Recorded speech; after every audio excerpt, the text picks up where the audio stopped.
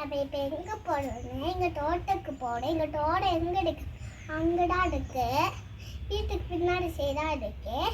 இப்போ இந்த எங்கள் மாடலோ செடி அதெல்லாம் பார்த்து தண்ணி ஊற்றிட்டு மாடலில் தக்காளி அதை படிச்சுட்டு போகலாம். வாங்க பார்க்கலாம்.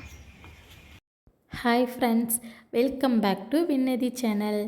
இன்றைக்கி ஈவினிங் என் பொண்ணும் பையனும் வீட்டில் ஃப்ரூட்ஸ் ஏதாவது சாப்பிட இருக்காமான்னு கேட்டாங்க.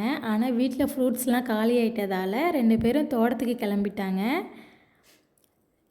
தம்பியை பாருங்களேன், ஃபஸ்ட்டு அவங்க அக்கா போய் கேட்டை திறந்துருவான்ட்டு குடுகுடுன்னு ஓடி போய் அவன் ஃபஸ்ட்டு திறந்துட்டான். திறந்தோடனே அவன் ஃபஸ்ட்டு போன இடம் எதுனா மாதுளை செடி. அங்கே போய் மாதுளைக்காயை என்னை பறிக்க சொல்கிறான். ஆனால் அவன் காட்டின காய் ரொம்ப பிஞ்சுங்கிறதால அதை பறித்து சாப்பிட முடியாது. அப்படியே மேலே பார்த்தா ஒரு 3 காய் போல் அணில் கொறித்து வச்சிடுச்சு. அதையும் சாப்பிட முடியாது. அப்புறம் ஒரு 3 பழம் போல் இருந்துச்சு. அதை நான் பறித்து எடுத்துக்கிட்டேன். பாருங்களேன் எப்படி அணில் சாப்பிட்டு வச்சுருக்குன்னு. அப்புறம் அக்காவும் தம்பியும் மணத்தக்காளி செடிக்கிட்டே போயிட்டாங்க. அங்கே போய் அதில் உள்ள பழத்தெல்லாம் பறித்து சாப்பிட ஆரம்பிச்சிட்டாங்க. உங்கள் வீட்டு குட்டீஸ் இந்த மாதிரி பண்ணுவாங்களான்னு கமெண்ட் பண்ணுங்கள். ஒரு 4 தக்காளி பழம் போல் பழுத்திருந்துச்சு. அதை நான் பறித்து எடுத்துக்கிட்டேன்.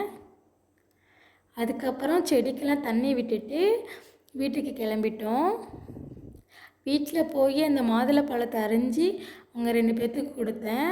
2 பேரும் நல்லா சாப்பிட்டாங்க. அது நாட்டு மாதுளை பழங்கிறதால அந்த அளவுக்கு ரெட் கலரில் இருக்காது. ஆனால் டேஸ்ட் நல்லாவே இருக்கும். இப்போ நாங்கள் தோட்டத்துக்கு தான் போயிட்டு வந்துட்டோம்.